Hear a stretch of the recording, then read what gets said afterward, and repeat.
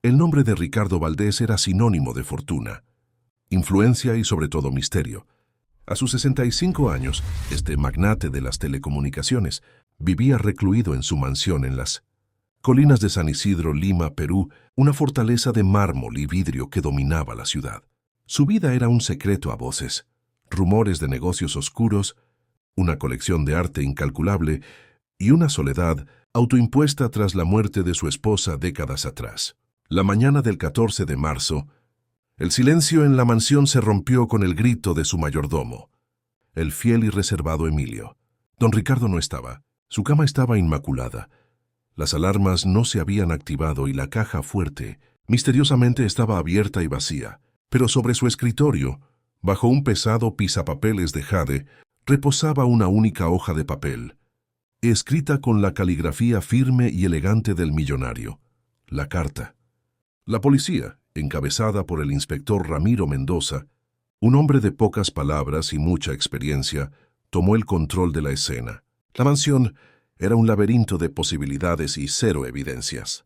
No había huellas dactilares ajenas, signos de lucha o ventanas forzadas. Ricardo Valdés se había desvanecido en el aire, dejando solo la inquietante misiva. La carta, dirigida simplemente al que la encuentre, era el primer y único rastro de don Ricardo. Mendoza y su equipo la analizaron bajo luz forense. Su contenido era breve y críptico, pero cargado de una emoción inusual para un hombre tan frío. He vivido una vida de números y paredes. He acumulado más de lo que jamás podré gastar, y he perdido lo único que me hacía humano. La verdad es un ancla que no puedo seguir arrastrando. Me voy no a otro lugar, sino a ninguna parte. No me busquen porque donde voy no hay direcciones. El oro que queda es para mis socios. El resto, dónenlo. Lo que hice en 1985 con la niña y el trato con el hombre del reloj finalmente me alcanzaron. El tiempo de la redención ha llegado. Emilio lo sabe todo. ¿O cree saberlo? El mal no muere, solo cambia de dirección. Adiós a este circo de papel moneda. La llave está en el pasado. La mención de Emilio lo sabe todo puso al mayordomo en el punto de mira. Emilio, con más de 40 años de servicio, se desplomó bajo el interrogatorio, negando saber algo, salvo la rutina implacable de su amo. Él siempre fue un hombre de secretos, inspector. La niña de 1985. Supongo que se refiere a la hija de la señora Valdés, que falleció de forma trágica. Pero don Ricardo nunca hablaba de eso. El equipo de Mendoza se centró en 2 puntos: la enigmática referencia a 1985 y el hombre del reloj, que sonaba a clave para una organización o un trato. La fortuna de Valdés, estimada en más de $5.000 millones, había sido liquidada en gran parte en las semanas previas, canalizada a través de cuentas offshore a una fundación benéfica y un grupo de inversión desconocido. El patrón era el de un hombre que limpiaba sus asuntos antes de desaparecer para siempre. La investigación se estancó rápidamente. Los socios a los que Valdés hacía referencia resultaron ser un cartel financiero de muy alto nivel con sede en Ginebra, conocidos por su discreción brutal. El inspector Mendoza se dio cuenta de que si don Ricardo había decidido desaparecer, no lo habría hecho a medias. La carta parecía ser una mezcla de confesión, liberación y una maniobra de distracción. Mientras tanto, la prensa internacional devoraba la historia. ¿Suicidio por culpa? ¿Fuga para evadir impuestos?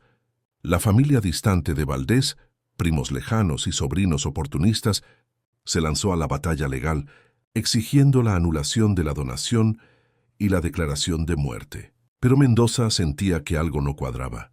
Valdés era un jugador de ajedrez, un estratega que siempre estaba 10 jugadas adelante. La carta era demasiado emocional, demasiado fácil. El mal no muere, solo cambia de dirección, se repetía Mendoza.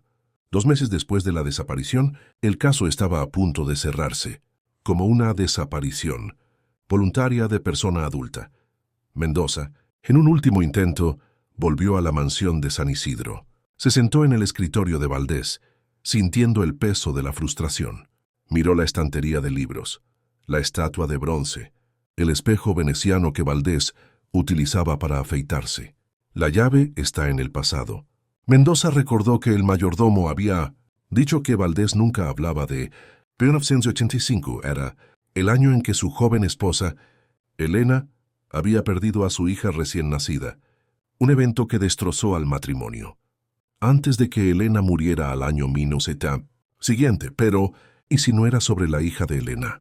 ¿Y si era sobre Elena? Mendoza se levantó y tocó el espejo. Era antiguo, pesado, un objeto que parecía estar fuera de lugar en la moderna oficina. Notó un pequeño desperfecto en el borde del marco. Lo empujó con fuerza. Con un crujido sordo, el espejo se deslizó hacia un lado, revelando una pequeña caja de seguridad empotrada en la pared, oculta a la perfección. Dentro no había dinero, joyas ni documentos importantes, solo un viejo anillo de boda y un segundo sobre. Esta carta no estaba dirigida a nadie.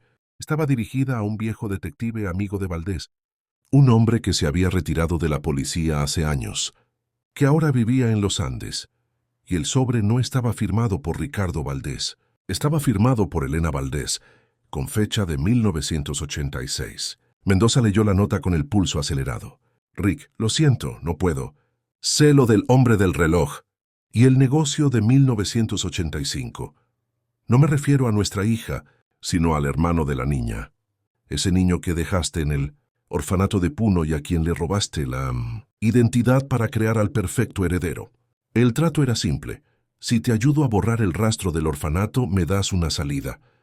Pero me has encerrado. Eres un monstruo, Rick. Tu desaparición no es una redención, sino una evasión. Él te buscará. Yo solo quiero paz. La verdad está en el cuaderno de la criada, la que tiene la cicatriz en la mano. La carta de Elena lo cambió todo. Ricardo Valdés no había desaparecido en 1926, Elena. Sí. Valdés había usado su riqueza y poder para orquestar la desaparición de su esposa, presentándola como una muerte trágica, para encubrir la existencia de un hijo secreto, un heredero que había comprado para mantener su linaje. La carta original de Valdés no era una nota de suicidio o escape, sino una confesión codificada y un cebo para la policía. El verdadero misterio no era dónde estaba Valdés, sino quién era realmente. El inspector Mendoza llamó a la base para reabrir el caso de Elena Valdés y buscar a la criada con cicatriz. Pero antes de que pudiera colgar, recibió una llamada de su colega, el sargento Torres. Inspector, hemos encontrado algo en los registros de migración de 1986. Un hombre llamado Ricardo Valdés cruzó la frontera a Chile, pero no el millonario.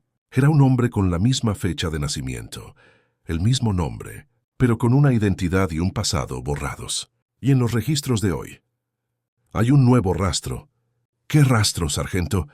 Un hombre con una cicatriz en la mano y que se registra con el nombre de Emilio acaba de comprar un billete de primera clase a las Islas Fiji. Viaja con documentos que lo identifican como Ricardo Valdés, el hijo legítimo y verdadero heredero. Parece que el verdadero Valdés murió en 1986 y el mayordomo era el hijo que Valdés había adoptado, robado, dándole su propio nombre y luego borrando su rastro. Pero la criada era su madre. Mendoza se dio cuenta del engaño.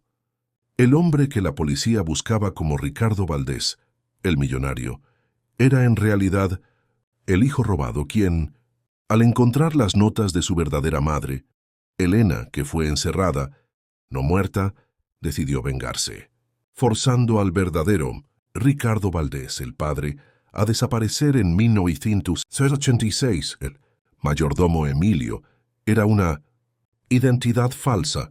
Había esperado décadas, sirviendo a su padre para recuperar su fortuna y vengar a su madre. El hombre del reloj no era un socio, sino el reloj de sol que Valdés tenía en el jardín, que marcaba la hora de la partida de Elena. El millonario había desaparecido, sí, pero no el que la prensa creía. La carta final no era del desaparecido, sino del vengador. El plan del hijo mayordomo era perfecto: hacerse pasar por Valdés, fingir su propia desaparición para culpar a su padre, el verdadero Valdés, y luego volar a Fiji con el dinero, sabiendo que la policía perseguiría al viejo Valdés, que estaba muerto desde 1986, no a él.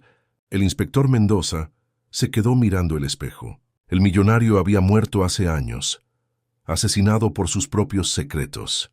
La carta final no era un misterio, sino el último acto de una venganza paciente y brillante, ejecutada por un hombre que había vivido como sirviente para reclamar lo que era suyo. El hijo había devorado al padre, y el misterio de la desaparición era la cortina de humo perfecta. Y no te pierdas más misterios como este en nuestro canal. Si este caso te ha dejado sin aliento y ansioso por más enigmas y giros inesperados, tienes que hacer esto. Suscríbete a Rutas de la Vida y activa la campanita para no perderte nuestro próximo video. Dale me gusta a este video si te ha gustado esta increíble historia. Comenta abajo. ¿Creíste en la primera carta? ¿Qué harías tú con una fortuna así? Rutas de la Vida te espera.